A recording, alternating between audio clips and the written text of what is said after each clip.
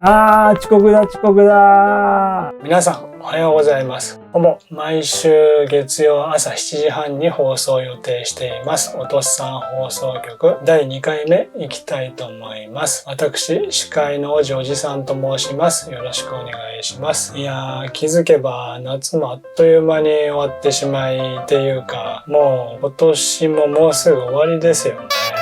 ありえないスピードですね、ほんと。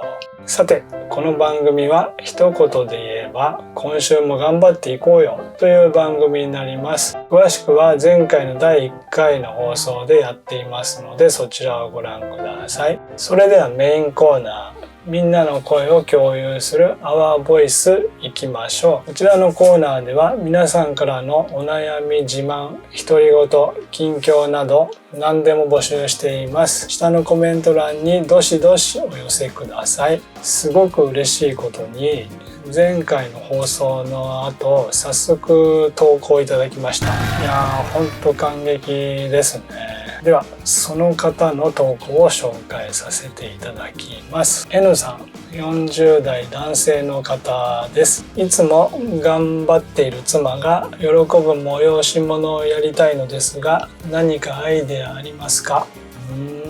偉いですね、N さん。私はこの投稿をドキッとしちゃいましたね。なぜなら私こそそういったことが普段全然できていないから。妻に何かしてあげたいなと思いつつも、つい余裕がなくそのまま過ぎてしまうみたいな、言い訳ですね。これは奥さんへの気遣い、私も大事だと思います。私も N さんを見習いたいです。ただ感心しているだけだと話が終わってしまうので、私なりに考えたことなんですが、例えばこんなのどうでしょう。夫婦2人ともがやったことないことをやってみる。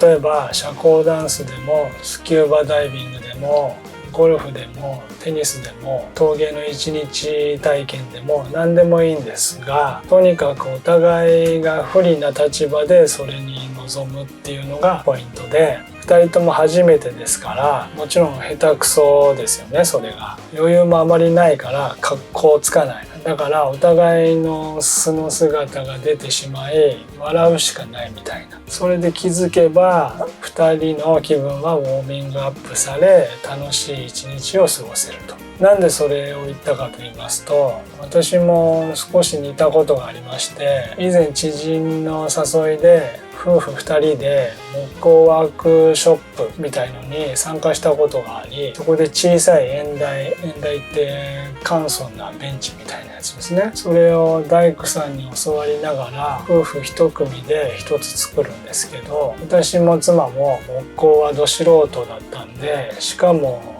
夏だったんで汗だくで全集中で作りましたね。そんなことなんですけど、意外にそれがすごく面白くて笑いながらやってましたね。なのでいつもよりちょっとリッチに食事に行くとか遊びに行くのもいいと思うんですけど、それだとちょっと余裕が出ちゃって日常から離れにくいかなって気もするので、ちょっと緊張感があるくらいのイベントの方がいいような気がします。そしてその後笑いで心がほぐれた後でリッチな食事をしたりお酒を飲んだりすると、より楽しい会になるんじゃないかなと思いました。さらにその社交ダンスでも何でもいいんですが、それを2人とも気に入ったとしたら、夫婦2人で一緒にそれを上手くなっていくみたいなこともできたら楽しいかもしれませんよね。自分ができてないのに言うのもなんですけど、いかがですかね。何かトライしてみても。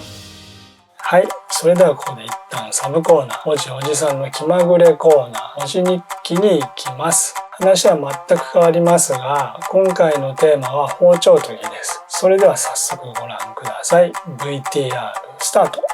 突然ですが、切れなくなった包丁ってイラつきますよね。皆さんはどうしてます？研ぎ器を使ってます？それとも新しい包丁買っちゃいます？でもそれだとどんどん包丁が増えちゃいますよね。私は今までキッチンに立つ包丁を使うということがほとんどなかったんですが、いろいろ事情もあり包丁を持つ機会が昔より増えてきました。多分そんな男性も多いんじゃないかなと思うんですが、私も研ぎ機は使ったことはあるんですけど、なんかそれってちゃんと研げてるのかなとか、もっと昔ながらの研ぎ方で研いでみたいなとか思って、砥石で研ぐのをやってみようと思いました。そこでいろんな YouTuber さんの動画を見て包丁の研ぎ方を調べたところ、やっぱり奥が深そうで、本格的に研ぎたいという方は他のチャンネルをご覧いただいた方がいいかもしれませんが、私は包丁ってこうやって研ぐんだ、とりあえずこれで切れるようになったという私レベルの発見ポイントをお伝えしたいと思います。まずは台布巾と砥石を用意します。私はダイソーで砥石を買ってきました。安いので。台布巾は濡らして砥石の下に敷いて砥石を固定するために使います。大きいポイントとしては3つ。1、砥石を水につけてしっかり濡らす。2、刃は寝かせ目で研ぐ。3、最後にバリを取る。この3つだけです。一つ一つに奥深いことがありますが、大雑把にはこんな感じかなと思います。刃は砥石の向きに対して斜めに置き、そして寝かせ気味に刃の先の方、真ん中、手前の順に分けて20回程度ずつ研ぐのがいいみたいです。それを両面やります。そして最後にバリ。バリって研いだことで刃の反対側にはみ出たトゲトゲしたやつのことですね。を少し取って整えて完成です。私みたいな素人にはこれで十分な切れ味でした。砥石で研ぐとなんか職人になった気分で面白いですね。濡れた砥石は研ぎ終わったらしっかり乾燥させて保管しておきましょう。砥石で研いだことがない方はぜひやってみてはいかがでしょうか。以上になります。研ぎ機で研ぐより砥石で研いだ方がかっこいいですよね。どうです？はい、それではアワーボイスの続き2人目いきましょう。 C さん、19歳、女性の方です。通学の時に同じバスでよく見かける人を好きになっちゃったかも。年は私より少し上っぽいです。マスクをしている顔しか見たことないんですが、きっとイケメンに違いない。たまに目が合うので少しは私の存在に気づいているはずです。バスを降りてから電車は逆方向です。声をかけてみようかなと思いますが、どうですか？なるほどね。恋ですか。いいですね。なんかそういう時っていろいろ生活がキラキラしますよね。ありがあるっていうか、いいですよね。私なら声をかけるかな。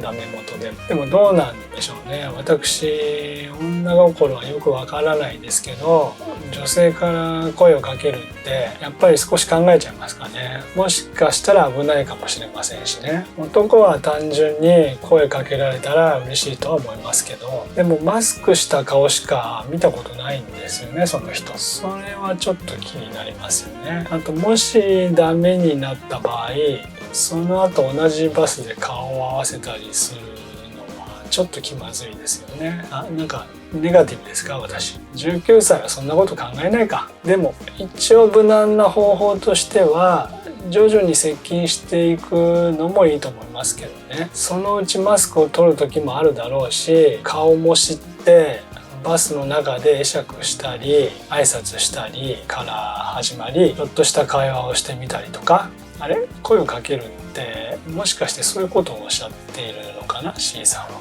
それならばそれがいいんじゃないでしょうかね。なんかこう関係を徐々に築いていくみたいな感じがいいんじゃないですかね。皆さんならどうします？若いから当たって砕けろですか？はい、それでは今回はここまでにしたいと思います。ご視聴ありがとうございました。また次回おとっさん放送局でお会いしましょう。高評価とチャンネル登録の方もよろしければお願いします。それでは今週も頑張っていきましょう。